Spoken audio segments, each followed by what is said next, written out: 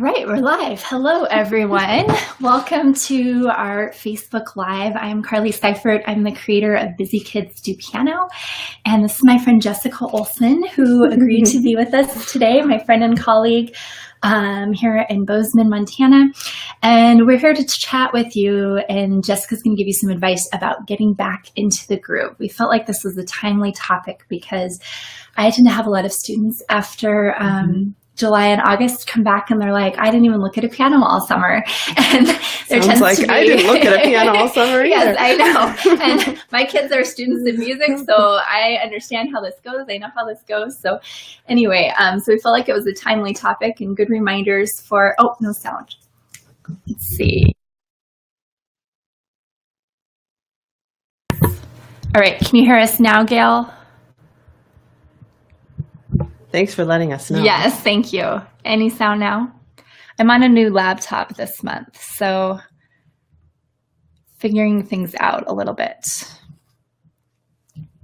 Yes. Okay. Yes. Perfect. Thank you, Meg. Okay. So we'll say that again. I am Carly Seifert. I'm the creator of Busy Kids Do Piano. I'm here with my friend Jessica Olson.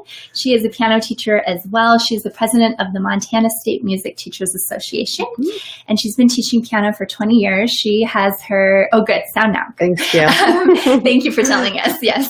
And she's been teaching piano for 20 years and has her degree in music education.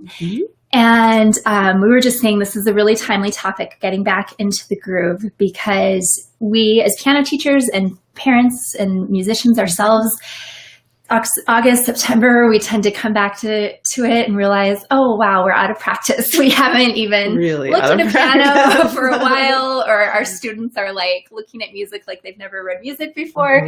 And so we felt like this was a good time to just give some helpful reminders. A couple of housekeeping things.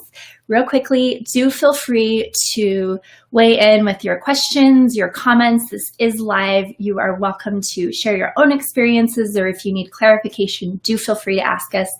And then Jessica also put together a fantastic tips sheet, so you can download that. It's in the description of this live cast, and you can click on it and have it sent to your inbox.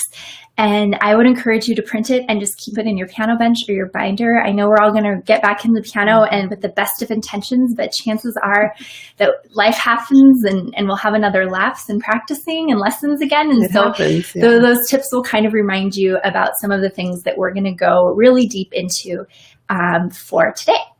So if you're just joining us, Carly, Jessica, we are going to be talking about getting back in the groove of piano lessons and piano practice and setting yourself up for success. So I'll let Jessica go ahead, and she's prepared some information to share with you. So we'll dive right in. Awesome. Thank you so much, Carly, for having me. It's so wonderful to be with you all. I'm looking forward to chatting with you via the live stream. If you have any questions, please let me know. I'm always happy to answer anything I possibly can. As I was considering this topic, I was thinking how timely it is, just because I was thinking about myself first, because I often take a lot of time off in the summer. As a teacher, and I enjoy doing that and having that time with my family in the summertime.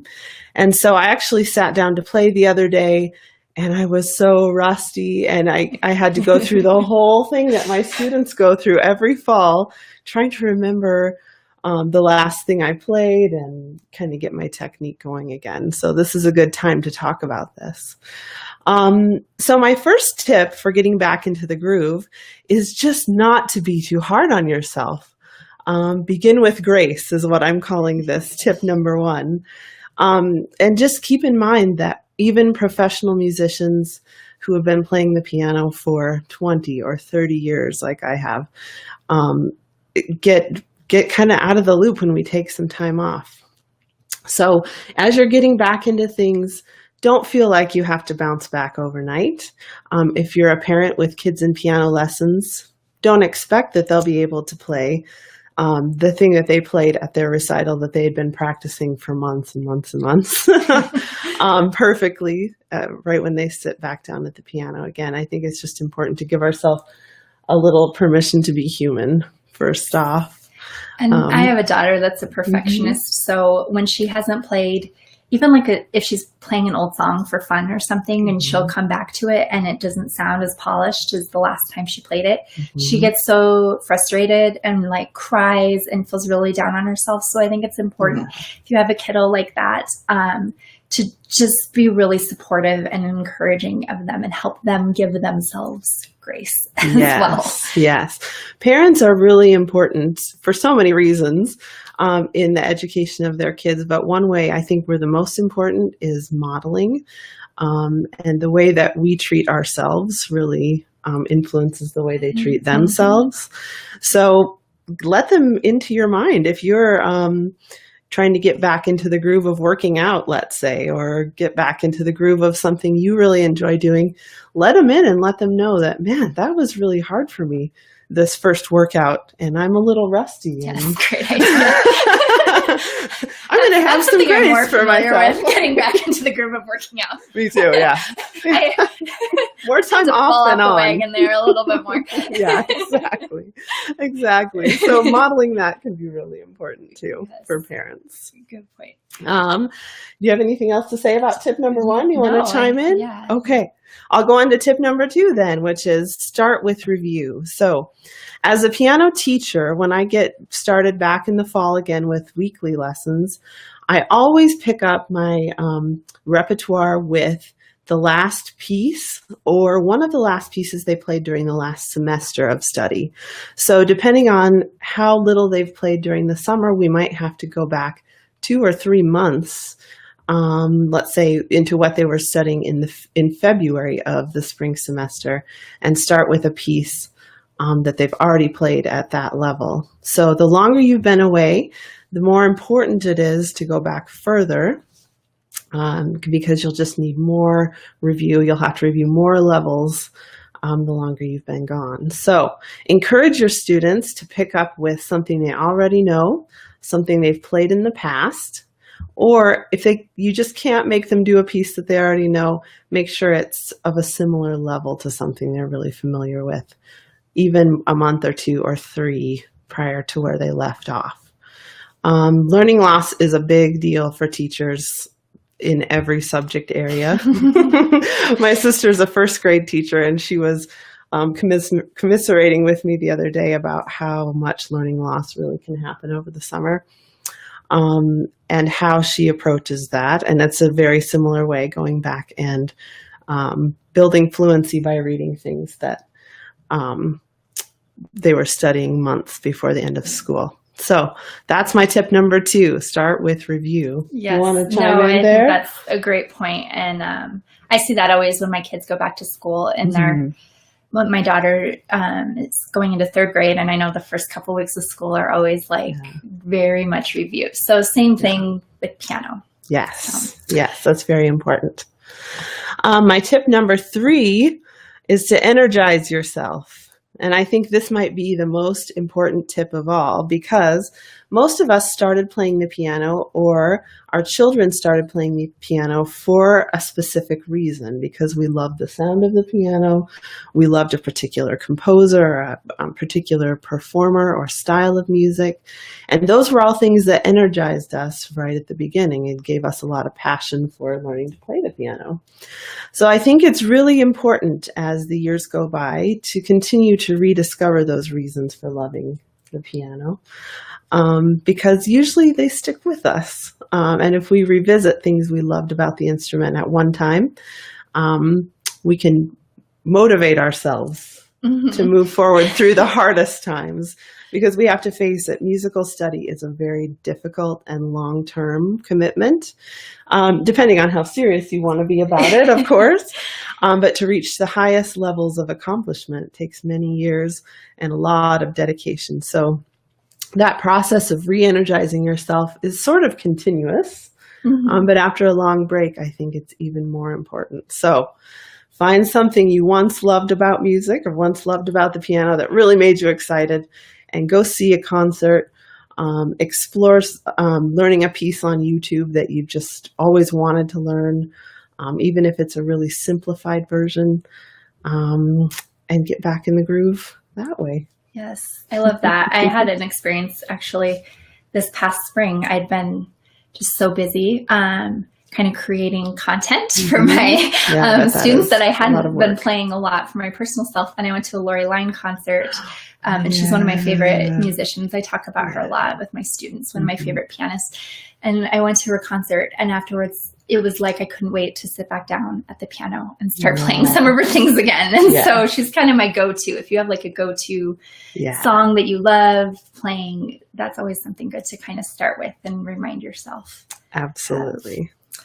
So, all right. Our tip feel free to chime in if you have any questions. Yes, please. And if you're not watching this live, if you're watching it later, you can still ask them in the comments, and I'll go back in and answer them here. So. Perfect.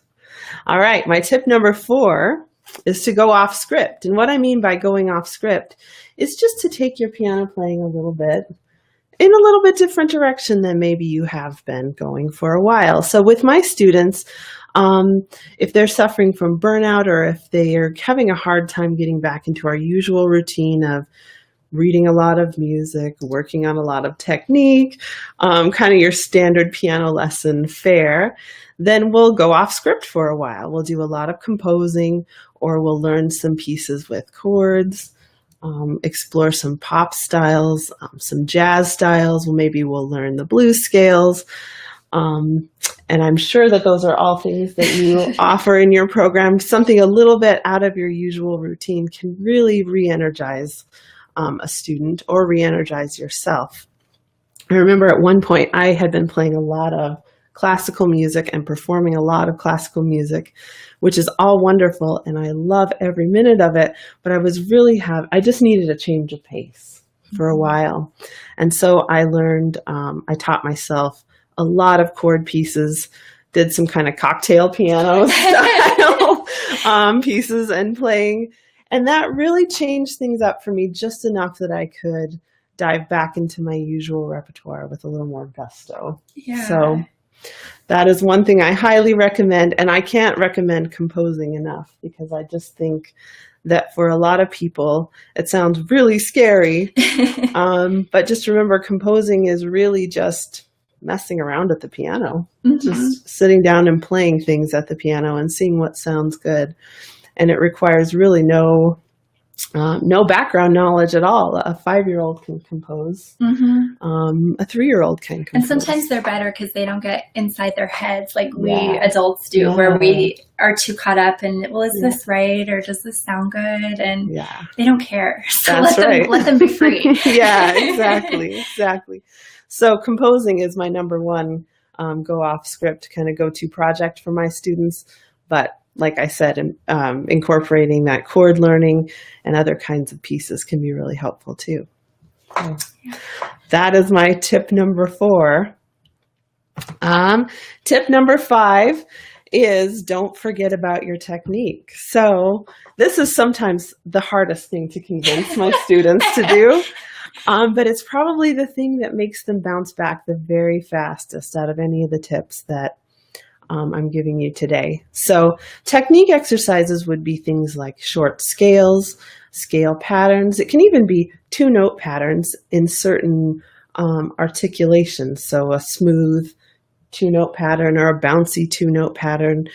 But something that really gets the fingers moving, and it's especially helpful if it's a pattern that they're already playing in some of their other pieces. So I would say do a technical exercise every day if you possibly can.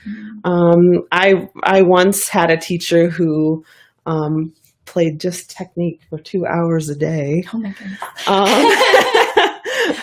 And that's only to say, I'm only mentioning that because obviously this was a concert pianist, but obviously it was important enough to that teacher and their performance that they needed to do that for 2 hours a day. So technique is very important. I was just going to share an experience that I remembered as you were saying this.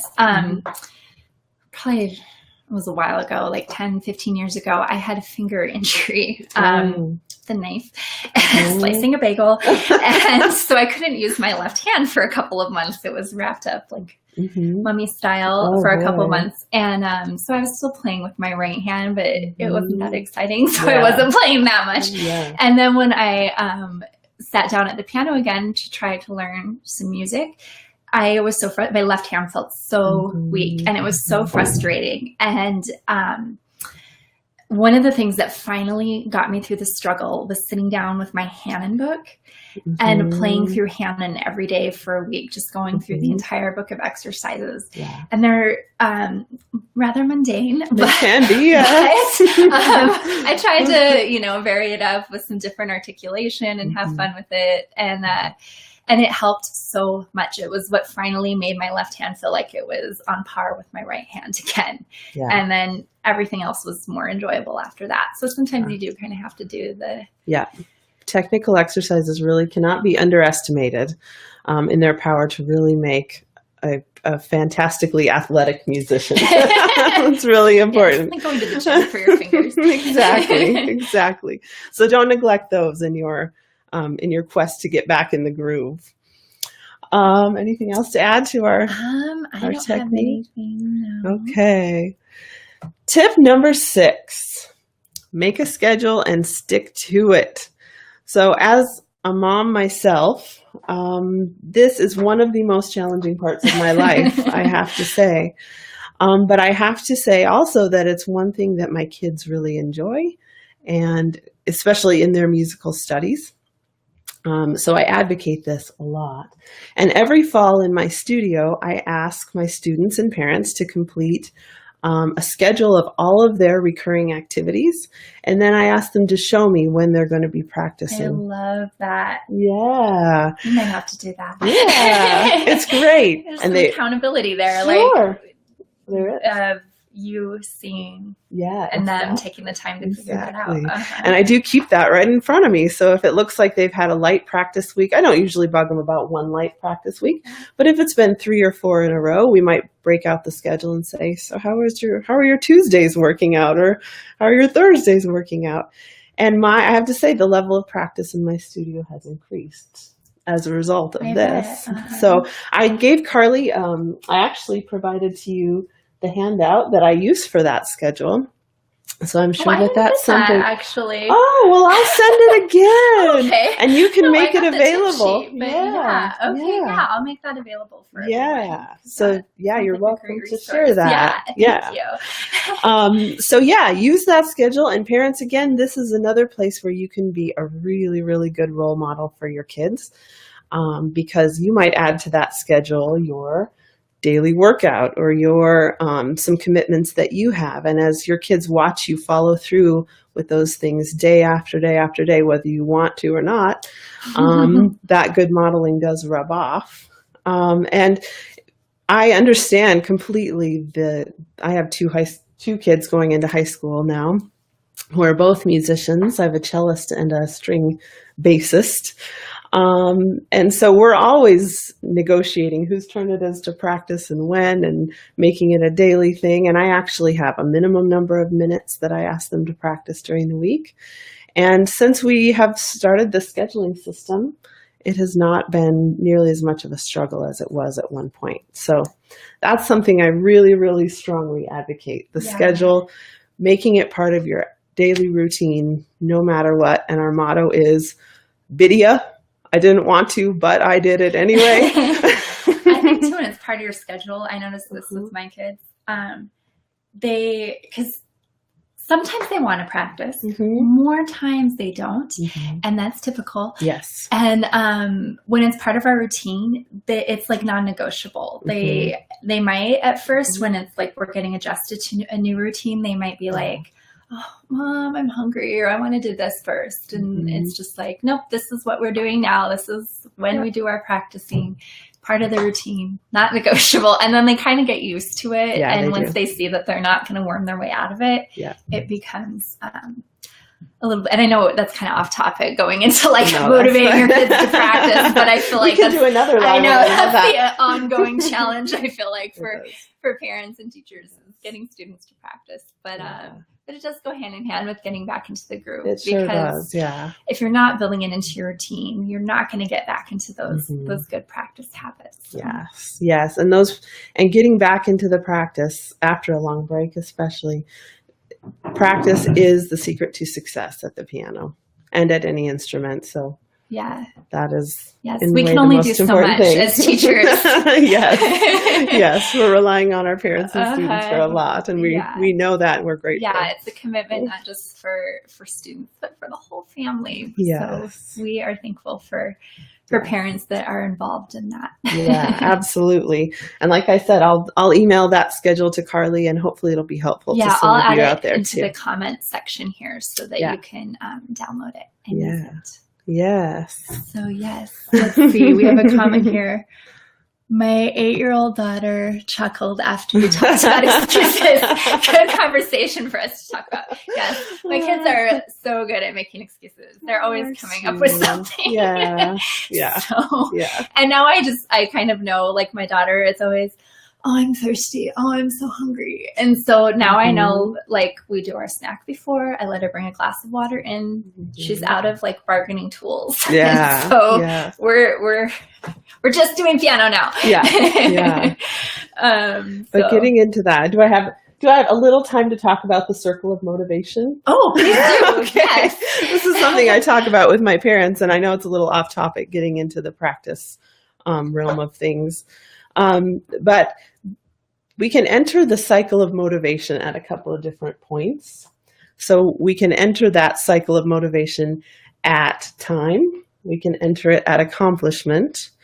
And the easiest way to enter that circle, to keep ourselves going at whatever activity we're doing, is the time angle. So if we can convince ourselves that putting time into whatever we're doing is important, then the accomplishment will follow, and that keeps us going along that cycle. So where kids burn out is when they don't have, when they're not putting in time. We're lacking in any of those areas: time, motivation, time, accomplishment.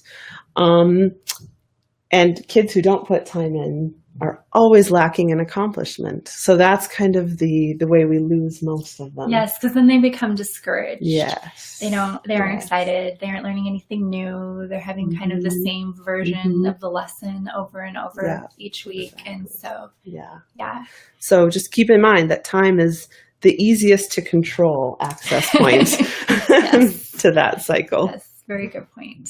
So. Yes. Well, we can take questions, or if you had anything else that you wanted to add. I think here.